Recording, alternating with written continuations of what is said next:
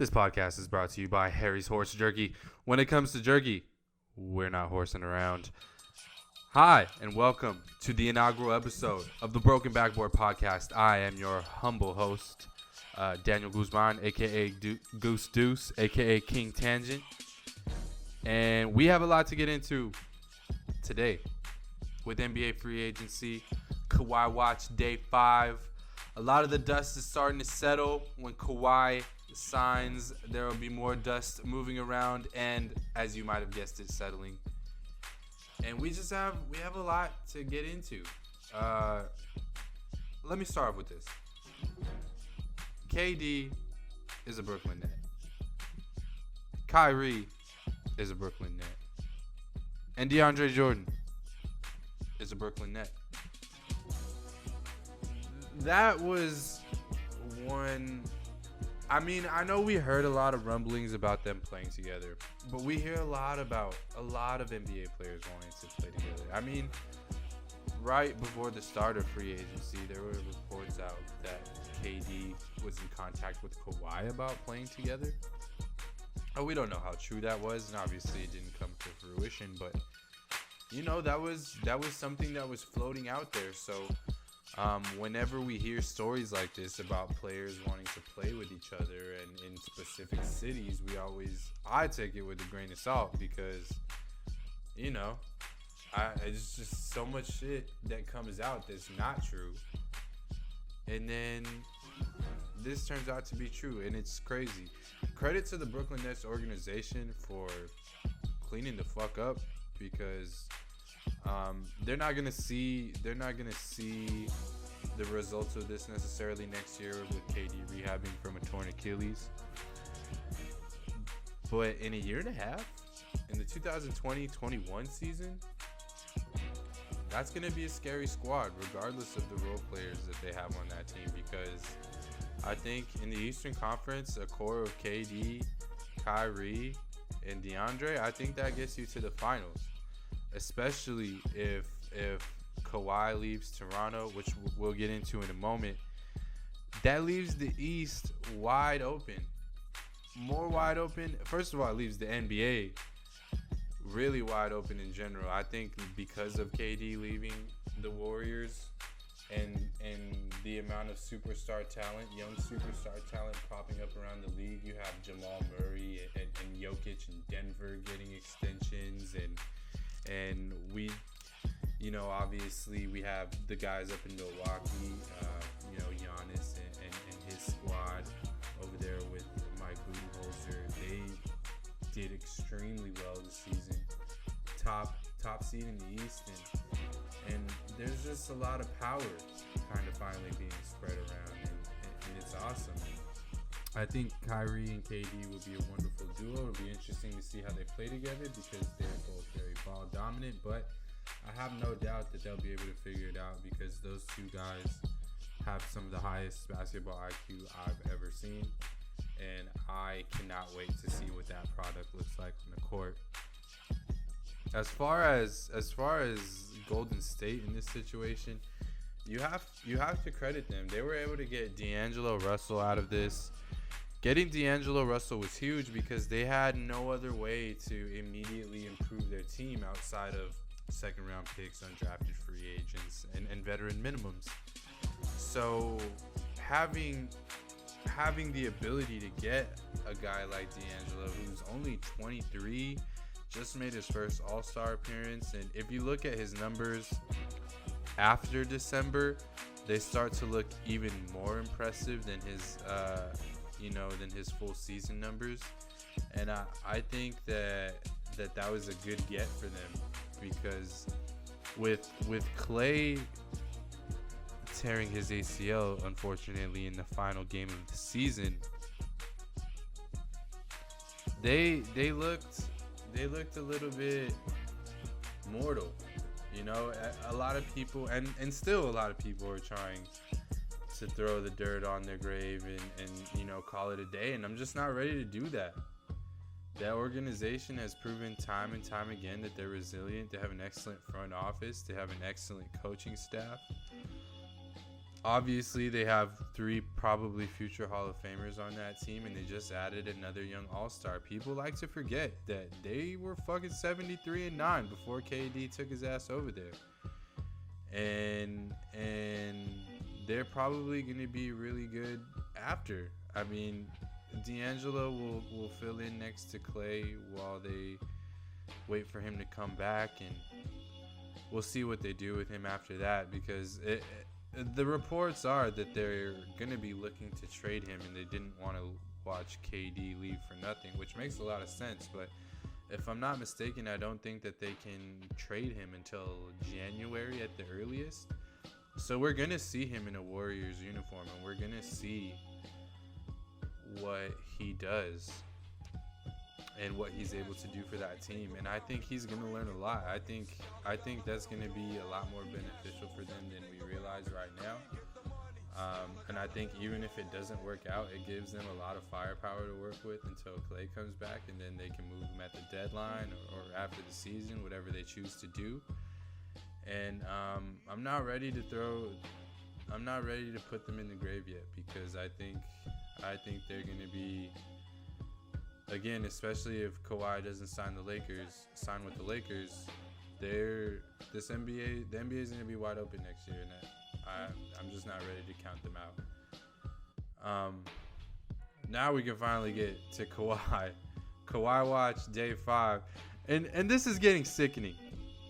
Can we talk about this for a second? They were following him in Toronto yesterday, like fucking O.J. Simpson on the freeway in a helicopter. I even saw one reporter say, "Oh, yeah, you can definitely see the New Balance logos on their clothes." Motherfucker, no, you can't.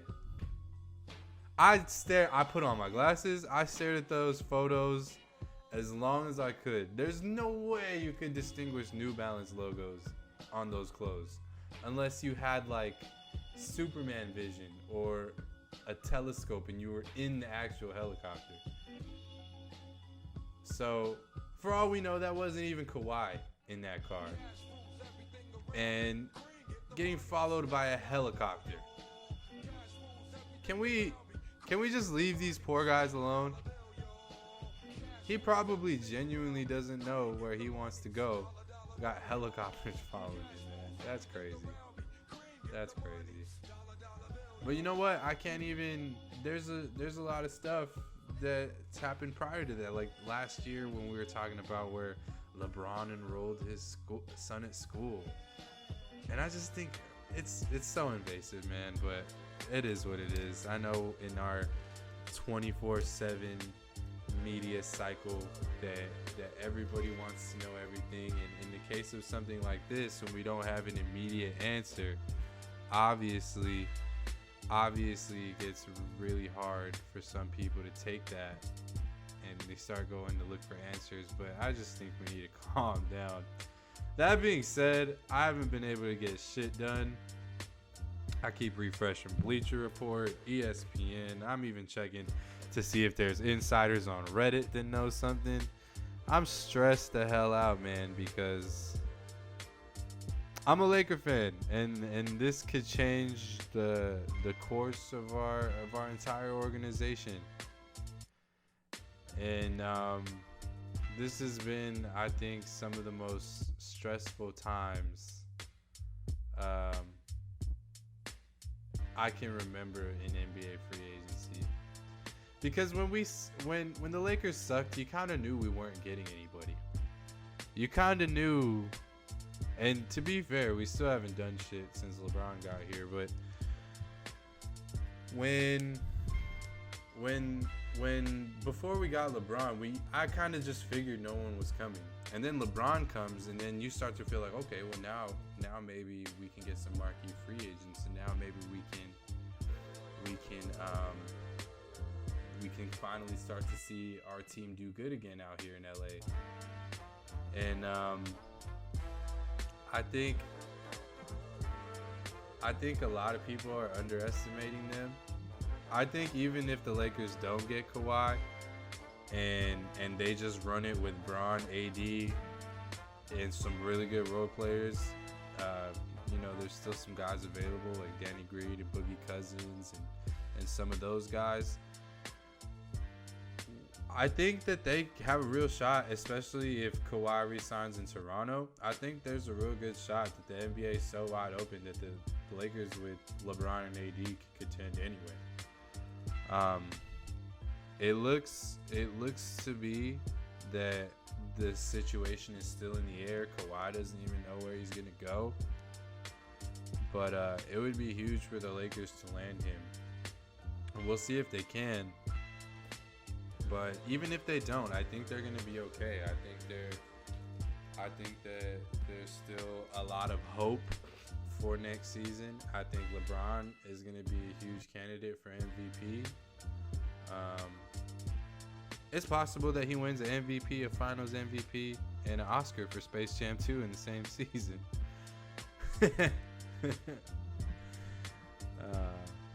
Just kidding about the Oscar. I don't think Space Jam 2 will win an Oscar.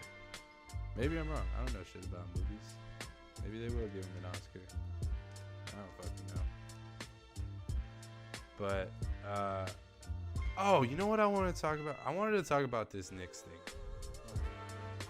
I don't know if a lot of you guys saw this report, but there was a report that the Knicks didn't think that Kevin Durant was worth a max contract. And they say that after the news comes out that he signs with Brooklyn. And it's kind of like when a dude invites a girl out and she's kind of like, no, I'm not really interested in you, or I'm already seeing someone else. And then the guy's kind of like, well, fuck you then. I didn't want to take your ass out anyway. It's kind of like that. I got that vibe from this Knicks report because the Knicks were putting out there that they didn't think KD was worth the max, but KD's not taking a max from the Knicks. I'm sorry. That organization is a dumpster fire, and it will continue to be a dumpster fire. Their prized free agent acquisition was Julius Randle, and no shade to Julius Randle, who I love. Once a Laker, always a Laker. But, you know, when you're expecting the likes of Kevin Durant and Kyrie Irving, you end up with Bobby Portis and Julius Randle? That's your haul?